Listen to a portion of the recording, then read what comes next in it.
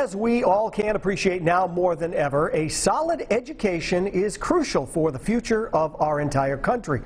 Joining us now to talk about the importance of a civics education is Kevin Folan from Providence Country Day. Hey, Kevin.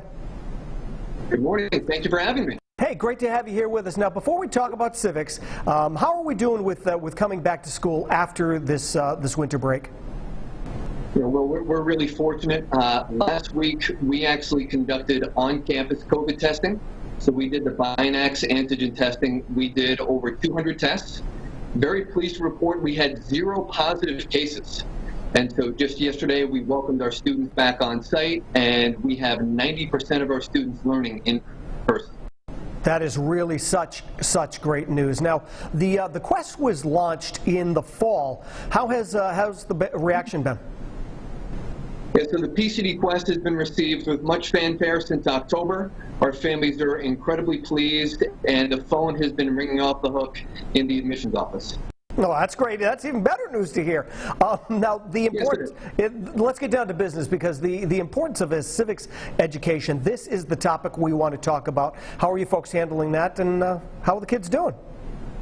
Well, I think it's important to recognize that our students are living through kind of this watershed historical moment for really the last couple years, but in particular these last 2 or 3 months. And so at PCD, we think that it's really important to really lean into some of these difficult conversations. I think a lot of schools might shy away from it because a lot of it is shrouded in some degree of controversy.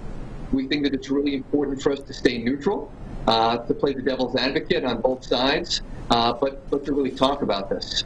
The approach that we've taken is really threefold.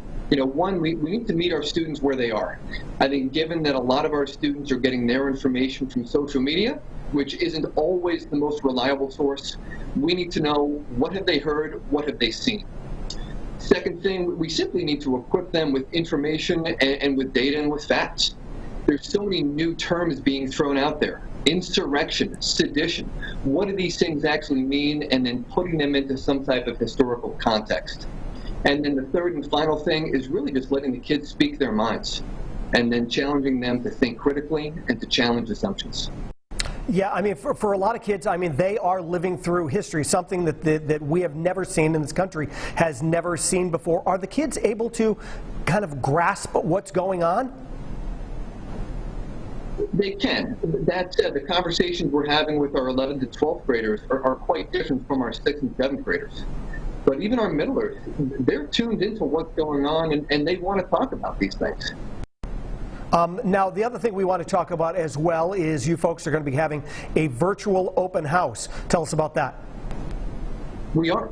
So the evening of Wednesday, January 20th, 6 p.m., we are having a virtual open house.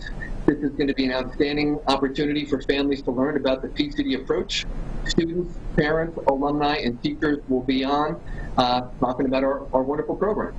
Yeah, it really is such a great school. We've been there many times with you, with the staff, with all of the kids there. A great place to learn and be nurtured by all of the educators that are there. So thanks so much, Kevin. Great to see you.